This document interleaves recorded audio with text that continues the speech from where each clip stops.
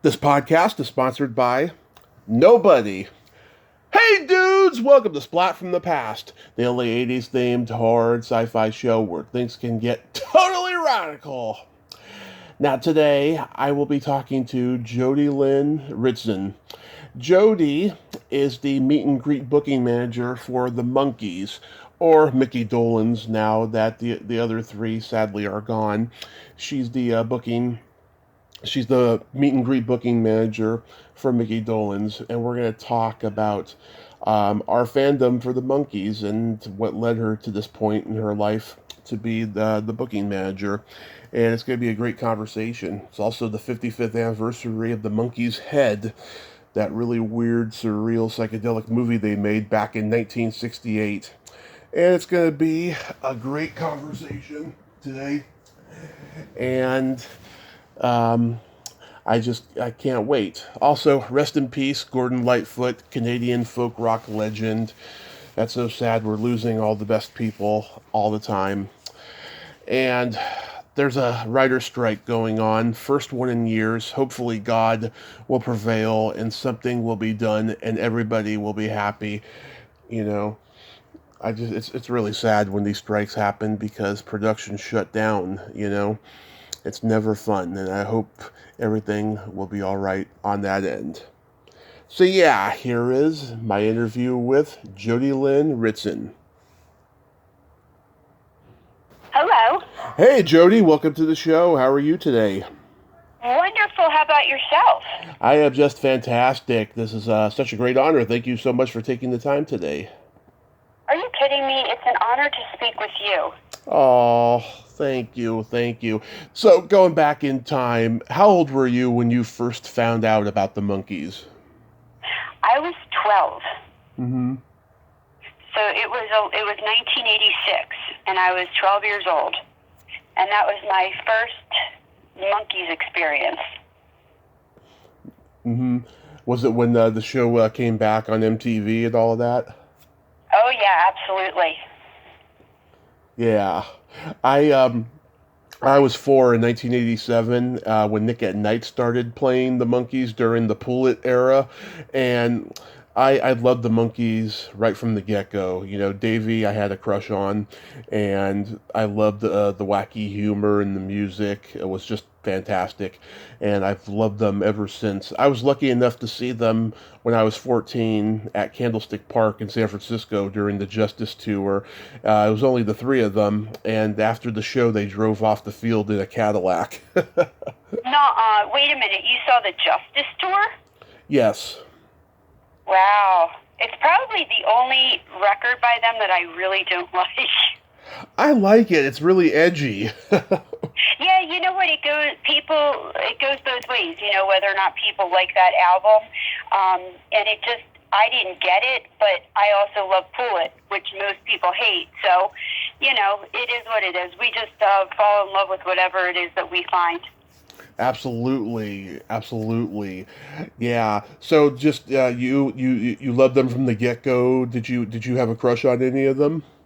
I did. I had a crush on Mike, and then when he didn't show up at the reunion tour, I dumped him, and I then decided to have a crush on Micky, and that lasted for the rest of, you know, eternity pretty much.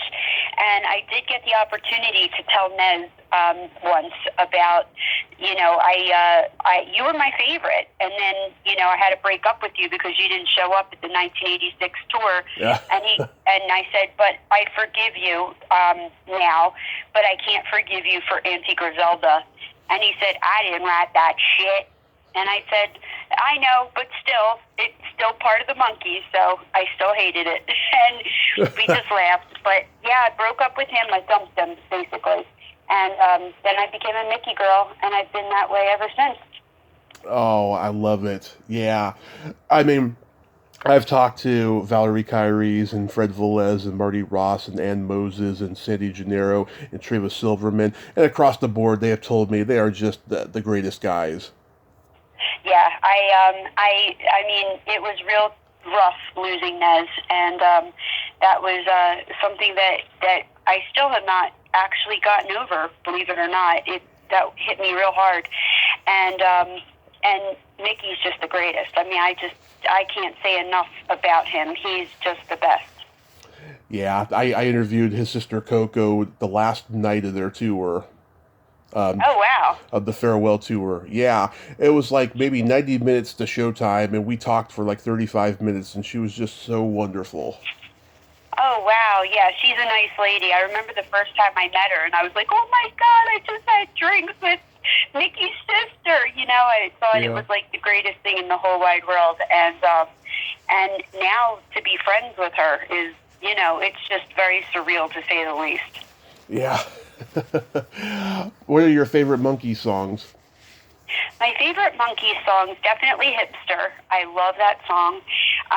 And most of Ned's songs, You Told Me, You Just May Be the One, Girl I Knew Somewhere. I guess over the years, I just kind of like, I drifted off into his music, not even realizing that I was. Because I don't think I even really realized, you know, what he wrote versus what the other guys wrote. But he was pretty amazing, and he is very missed. Yeah, mine are For Pete's Sake, which should be called In This Generation. I just love that song. Better title. Salesman, Daydream Believer, Pleasant Valley Sunday, all the other classic hits, of course, you know. Sure. Well, Pleasant Valley Sunday is probably my favorite that to this day to hear live. There's just an energy about that song that makes me like just want to dance. Oh yeah, when they played that, when I saw them at Candlestick Park, yeah, there was a real intense energy surrounding that song. Oh yeah, just the greatest. I don't know. I love watching it. I don't get sick of being at the concerts. I've probably seen Micky's show about 250 times, and it just keeps getting better every single time. Oh yeah, I mean it's one of those ones that just it never ages. You know, it's timeless. Yeah, definitely. What are your favorite Monkees episodes? I don't actually have like a specific episode that I really like. I haven't actually watched the show in many years. Once I got to know them, it became a little bit hard for me to watch the show. I know that sounds really weird, but no, I get it. It just became really strange, and so I have not watched it in a really long. Well, actually, that's a lie. I guess since MeTV or Access TV, one of them has been playing it, and the other day one of the episodes was on. I cannot even remember which one it was, but it was on in the house. Oh, you know what? It was the one with the machine. Oh, yeah. Monkees versus the Machine. That one was on. And it's just funny because when I watch it with my kid who is 17, because he knows Micky and he knew Nez, it's kind of weird now to watch it, you know, but I think he's starting to think that I'm pretty cool, but probably not enough to like ask him to verify whether or not he thinks I'm cool. Yeah, mine are like, you know, when Mickey's Babyface the Gangster. The Chinese restaurant one is pretty funny. You couldn't get away with that one today with the white guys playing Asians. You know? Oh God, no! Are you kidding me? We're too politically correct now. Where you're not offensive, but you're accused of being offensive, so I totally understand that. The one where Peter's in love with the rich girl, which Treva Silverman wrote, and I told her, I said, you know, no one captured Peter's vulnerability beyond his silly simp persona than she did. She wrote 2 episodes centered around Peter and his love life, and I just thought she captured them beautifully, and she loved writing for him. And then I love the Devil and Peter Tork is a good one. The circus episode. When Micky sings, it's great. It's terrific. It's the best show on earth. The circus. I mean, you couldn't make it up if you wanted to. The circus boy. What's funny is that I was talking to Micky recently about about show business, and I said, like, I wouldn't wish being in show business on my worst enemy. Like, I think it's a terrible business, and you really see the ugly side of society, and you see a lot of fake people, all that kind of stuff, and I said, I feel like you're selling yourself to the devil. And he said, did you ever see that episode of The Devil and Peter Tork? And I just sit and laugh, because I'm hearing it from him when he goes over the episode and he goes over the different things in the episode. Of course I've seen the episode, but it's just funny hearing it from him, Yeah. And of course, he taught me how to drive, he taught me how to park my car backwards. Yeah. Reverse, So whenever I'm reversing, I just laugh, I just let him, sure, go ahead, teach me how to drive, Yeah, and of course the haunted house one with Richard Kiel as Frankenstein, like that one too. Yeah. I remember all of them.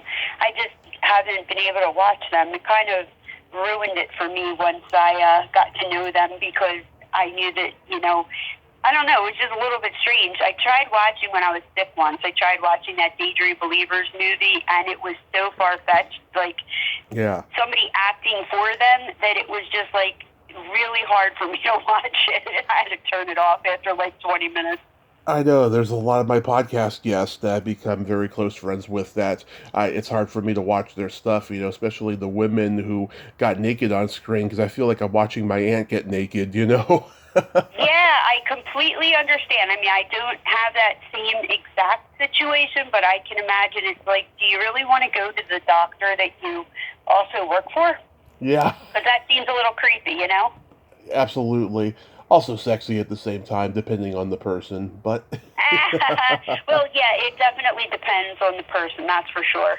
Yeah. In my opinion, the first season of the Monkees was the best. Every episode was better than the last, and the boys were fresh. Then in the season 2, you can kind of tell that fame had gotten to them while they were on tour during hiatus of season 1, and the writing, I don't know, just got less clever and sharp, in my opinion, Well, it definitely seemed like it got played out, and they were also doing so much work at the time that they were probably just exhausted. I think that as much as I do not like the episode when they're in France, there's just something about it. And oddly enough, my husband was also saying the other day that he doesn't like that episode. I don't know why, but in the beginning where they're like, we already did this. There was so much truth to it. And then when that 97, if that's what it was, that episode came out, that crappy Monkees show that they put out when Channel 6 or 10 or whatever it was. It was ABC show, I think. When they did that one, Nez was telling me, we were actually sitting in his dressing room, and Brian Williams from the news, he was in the dressing room, and I was listening to Nez talk about some kind of an idea for a show, and I said, it'd be so funny if you guys were, and of course it was just Mickey and Mike at the time. I said, what if you guys were to be asked to come back on tour, and you're oh yeah, the girls and the this and the that, and and think about what we could do with it. And he's like, Jodi, that was the episode of that was the whole thing for the 1997, special that we did. And I was like, it was? And he goes, yeah. And I said, well, I guess it sucked so bad I didn't actually get it, which was fair enough. I mean, I only remembered the lizard and how dumb it was. But, thank God that was not my first crack at the Monkees, that episode. Yeah, I'll be honest with you, it's not one of my favorites either. No, well, I was just going to post the other day. Can you imagine if 33 1/3 was our first exposure to the Monkees? I don't think I would be watching them right now. Yeah. But you had all these talented forces of nature behind the show. You had Bob Rafelson and Paul Mazursky and Jim Frawley and Bert Schneider. Just fabulous, talented people behind the show. Oh, yeah. Just an unbelievable thing that they had going there. And I don't even think they realized it, at the time, obviously. that they were making magic. And, they definitely didn't appreciate it the way that they obviously did now. But, yeah, they definitely had something special, that's for sure. Absolutely. Here's a question I've been pondering for a long time. Does anybody know whatever happened to Monty Landis, who was in so many episodes, and he was the devil in that episode? I have no idea. I'm assuming he's got to be passed, don't you think? He's about 90 according to the internet. But there's a radio interview that he did in the late 80s online, and then there's an article he did like maybe 15 years ago. And at that time, he was like a rabbi at a synagogue in Palm Springs. And what? Yeah, he was. Get the hell out of here, for real? He was, yes. And I learned some pretty interesting stuff about him. He was discovered by Steve Allen when he was performing stand-up in the Borscht Belt, and after the Monkees was over, him and Boyce and Hart wrote a musical that never got made on Broadway because one of the two guys went down a rabbit hole of Scientology, and the project was dead from there. But yeah, I was just like, God, where is he now? He should be doing podcast interviews. He's got all these great stories. Yeah, I have no idea. I didn't even realize that he was still alive. Honestly, that's crazy. Yeah, I mean, to me, he'll always be. What was his name? Mario in Pee-wee's Big Adventure. He's the novelty store owner. Oh my God, I never actually saw that, but I can understand why there might be a line between the Monkees and Pee Wee Herman with that show. There was definitely some kind of, it made sense that if you liked one, you might like the other. Yeah, oh God, I've met a few people who have never seen Pee-wee's Big Adventure, and I tell them, see it. It's one of the most magical movies you'll ever see in your life, especially from the 80s. Isn't that funny? Well, we're Wayne's World family, so that was always my thing. Absolutely. So what did you do before you became the Monkees booker of meet and greets?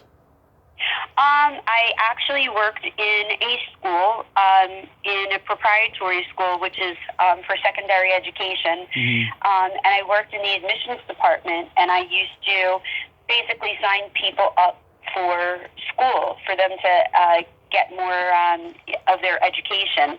And then I had a baby. I had 3 babies, and my third one did a little number on me, so it put me to be permanently home, and I really did not like just sitting at home and letting my brain, kind of vegetate. So I wound up somehow getting hooked up with Butch Patrick from the Munsters. Oh yeah, I know Butch.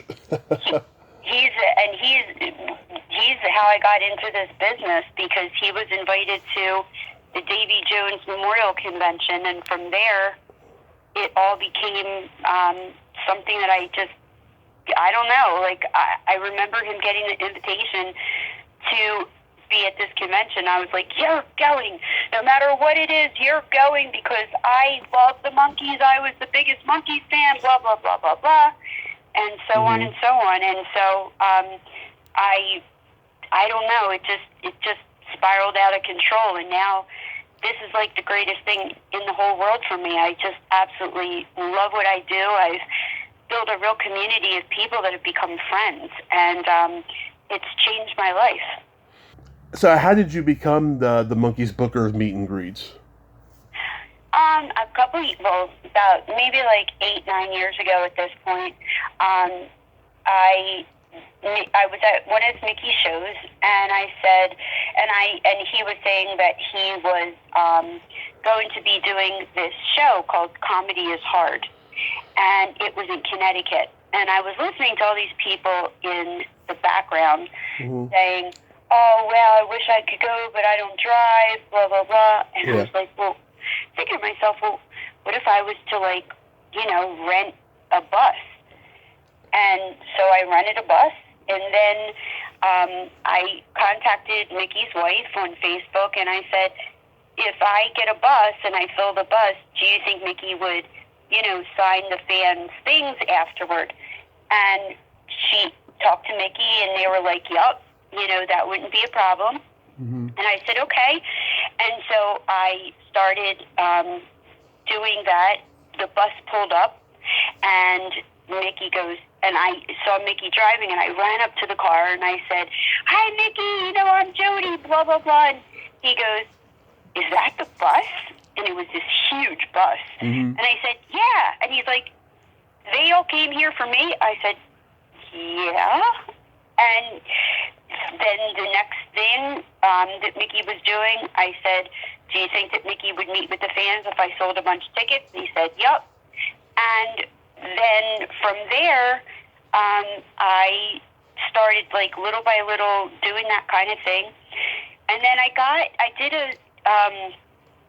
a convention with Nez, and Mm-hmm. I spent a lot of time speaking with him. And then he goes, don't work for Rhino, work for me. And I said, I don't work for Rhino, but work for you. I couldn't believe what I was hearing. Of course, was that even really an option? So in the meantime, that's what I thought, I'll never hear from him again, Yeah. And I wound up getting a phone call, and they said, we want to give you a shot, what are some of your ideas? And my first idea was, well, I think a lot of people are interested in buying your Video Ranch t-shirt, the one that was the original logo. Uh-huh. And they were like, you really think so? And I said, yeah, let me design one in white and one in black. I sold 100 of them, limited edition. They sold, and then I said, what do you have sitting around the office that you haven't sold in a while? And they said, well, this book, Neptune Zamora. And I said, oh, how many books do you have? And they were like, a lot. And I said, okay, let me have a crack at it. So I wound up selling, I don't know, maybe 150 books over the weekend. Nez walked in on Monday, and all these books were piled, and he goes, what the hell? Nobody has bought them since 1992. And the assistant at the time, she goes, it was Jodi. And he goes, Jodi happened. Okay, so all of those books sold, and then I got a phone call from the secretary, and she said, Jodi, Nez wants to talk to you. And I was like, what? And I nearly fell off my chair. Nez gets on the phone, he goes, I don't know how this is going to work, but I want you to work for me and be in charge of my store and blah, blah, blah. And I was like, are you kidding? And then I wound up going to Carmel, to Video Ranch, and he wasn't the most generous with paying people, but I didn't care. My whole thing was I was working for Michael Nesmith, I was so excited. And I started working for him. And it was he that hired me first before Micky, and I still to this day say to Micky, I was hired by Nez first, and he said, yeah, I know. He said that Nez knew all the geniuses, something silly like that. And then I wound up working for Micky and doing special events for both of them, and I've been to every convention that Nez ever did, I was a part of. So I can't even speak better about him. He's just amazing. He was amazing. And everything that you heard in the past was left in the past. He was not difficult. I never had a problem with him. He was just amazing. But Micky's my guy. I just couldn't love him more.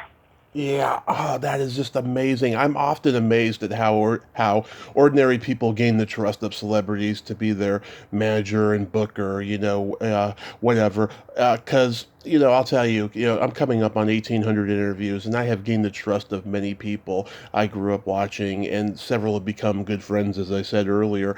And I can call them up unrecorded and have a great conversation with them talking about just about anything. But I haven't gotten to that level yet where I can be someone's booker or assistant at a convention or anything like that. I think partially has to do with the geography, because I live here in bumfuck Egypt of Redding, California, and they all live out in LA and and so forth, but like, I would like to do stuff like that before I'm 50. I'm going to be 40 next month, and like, yeah, I'm just amazed at how people can gain that trust.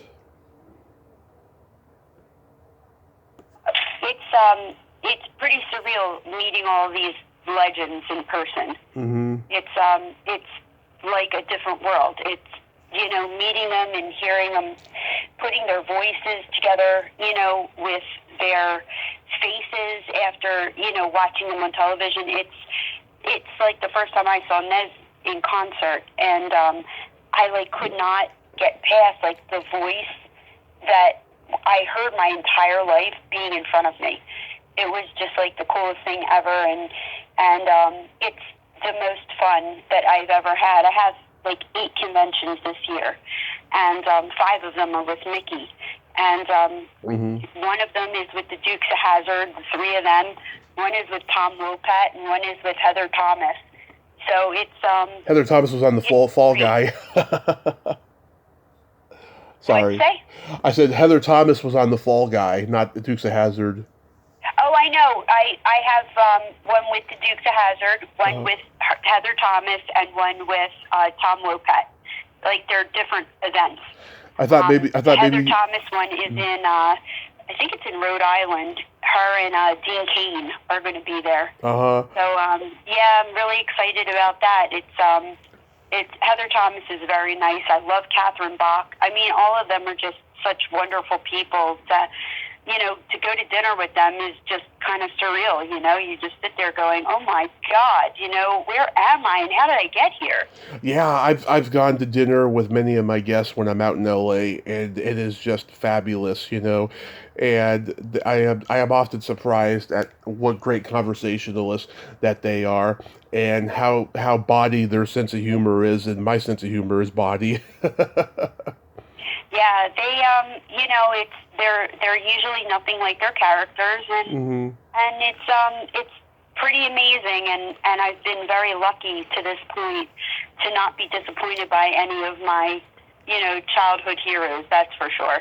Yeah, so like, tell me some of your favorite celebrity encounters you've had at autograph shows. Probably, gee whiz. Well, one of the funniest that I ever had that sticks out in my mind was I couldn't wait to meet Kathleen Turner. And here Kathleen Turner is the first person I see, and I'm in the elevator with her. And I said to her, oh my goodness, it's so nice to meet you. I'm actually here with Michael Nesmith, but you were the one person that I wanted to meet. And she's like, thank you very much. Yeah. She's got like this manly voice. Yeah. And it was very funny just hearing her, in that kind of a voice. And then she was outside smoking, and one of my best friends was outside smoking, and they're standing next to each other, and I texted her, and I said, Christy, do you know who you're standing next to? She goes, no. And I said, you're standing next to Chandler Bing's mom. And she just busted out laughing, because you don't, really expect, that you're going to be, standing next to them. But she was pretty cool. I got to see Anne Margaret in person, and I've just been very lucky. Everyone's been kind of neat to come, in contact with, and I have so much fun at these things. I just go as a fan, and I sit and I just listen to their stories. I mean, sitting next to Jaleel White, I guess, Urkel, and Dean Cain, and them talking about child support, and you sit there going, what planet am I on, Yeah, oh my God, yeah, I've been lucky interviewing, women I had crushes on growing up, and just meeting them, in person. Like the first crush I had that I met in person was Leah Thompson. I grew up on Back to the Future and Howard the Duck and all these movies that she was in. And then Catherine Mary Stewart, who has become a good friend of mine. She's been on here 5 or 6 times, something like that. And I said happy birthday to her the other day. And then, I'm meeting, TV icons from my childhood, Potsy from Happy Days, Anson Williams, and Lisa Loring, rest in peace, from the Addams Family, and just so many people. It's been amazing, and this has only happened in the last 7 years. I didn't go to my first convention until 2016. After my car accident in 2015, I was like, I'm gonna start going to conventions because a lot of these people are dropping dead, and I almost did. So I just want to, live life, and that's what I've been doing. That's the best way you can do. You have to live. And that's what I try to stress to people when I have any input on, social media, is that you have one life, You can't take your money with you. Mm-hmm. And, and don't live in regret. And that's the message that I try to, pretty much live by. Just don't live in regret, because you don't want to be that person that sits there and says, damn it, they were just here, could have, should have, would have, but didn't, I've dropped a lot of my regrets, but there's a couple I still hold on to, and I have a feeling I always will. But there's a lot of regrets I have dropped, and I'll tell you, it feels so much better with the ones that I dropped. Yeah, it's all you can do is just live each moment as it's your last, Mm-hmm. Absolutely. So it's the 55th anniversary of Head. Do you remember the first time you saw it? Is it the 55th anniversary of that? I know it's the 55th of Headquarters. I think Head came out in 69. Head came out in November of 68. Oh, did it? Yeah. Wow, shows you what I know. I was a little kid when I first saw it, so I didn't understand what the hell I was watching, but I didn't either. I do like the movie. I didn't either. I was 10 years old. I used to watch TNT Monster Vision, and this was before Joe Bob Briggs hosted. This was like when nobody hosted. It was just a movie. And they showed it, I remember, on a Friday night. It was like early summertime, and I'm watching it thinking it's going to be just like the show. And, I see this Hard Day's Night inspired opening that turns into a psychedelic mindfuck once Mickey jumps into the river. And he meets that mermaid girl, and then cut away to the other three guys sharing a girl, kissing her. Whose girlfriend that was at the time? Whose? Jack Nicholson. Oh, that go figure, because he co-wrote the movie. Yeah, how cool was that? Yeah, they were all sharing Jack's girl. Oh my God, that was a very, very cool moment, that's for sure, But yeah, they were all sharing him. Sharing the girlfriend. This movie make that up in real life. Oh yeah. Well, this movie is a great example of what happens once someone has too much autonomy in the business and they can do anything they want. Yeah, it's an unrealistic, crazy ride. That's for sure. Yeah, I watched it again the other night, and I'm just like, oh my God, like nothing of this makes sense. I know what's going on in the scenes, obviously, but there's like no purpose for them. Yeah, it made no sense whatsoever, but it was really cool. I got to watch the beginning of it with Mickey, and watching him watch him was like kind of surreal, Yeah, blowing up the Coca-Cola machine in the desert. No. Yeah. He's so cool. He is so cool. But I better go because I have some business that I need to take care of with another celebrity that's called me like 3 times while we're on the phone. But I really appreciate talking to you, and I'm really proud of what you have accomplished, under the circumstances. And sometimes that's what life is, it just like gives us an opportunity to do other things that, that we wouldn't have thought about, when we were in school or anything else.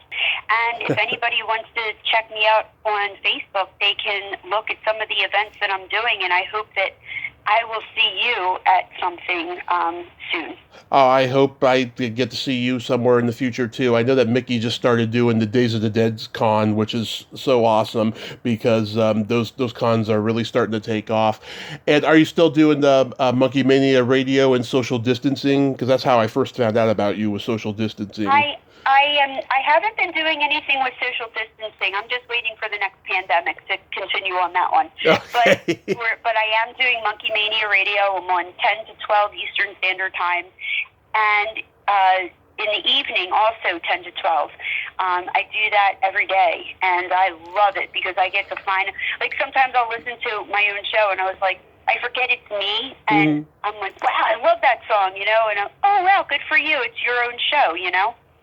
Absolutely. Sometimes just a dumbass, you know, but I love everything about it, you know? I mean, I get to listen to my favorite music, and then, you know, we have a lot of shared, you know, interests, all of us, so I get to play other stuff, too, and I get to listen to other people on the station, and, you know, wow, I didn't even remember that song. Or I just learned a new song called Rendezvous by the Hudson Brothers that I absolutely love. But it's because of the radio show that we have that got me into it. Absolutely. Jodi, thank you so much, and we'll talk again, and have yourself a great day, and be safe out there. And you too, take care and stay safe while you're driving the car. I don't drive. I've never driven. I was a passenger when I had my crash. Well, then you just make sure that you stay safe and make sure that you never get in the car with anybody stupid. Never. Okay. All right, my love. It was nice talking to you. Take care. You too. Take care. Bye-bye. Thank you for having me. Bye, honey. My pleasure. Bye-bye. Well, there you have it. Jodi Lyn RItzen. What a sweetheart she is. Oh my God, that was a great conversation. Well, until next time, this is Tommy Throwback Kovac saying there's no shame in living in the past because the present sucks. Later, dudes.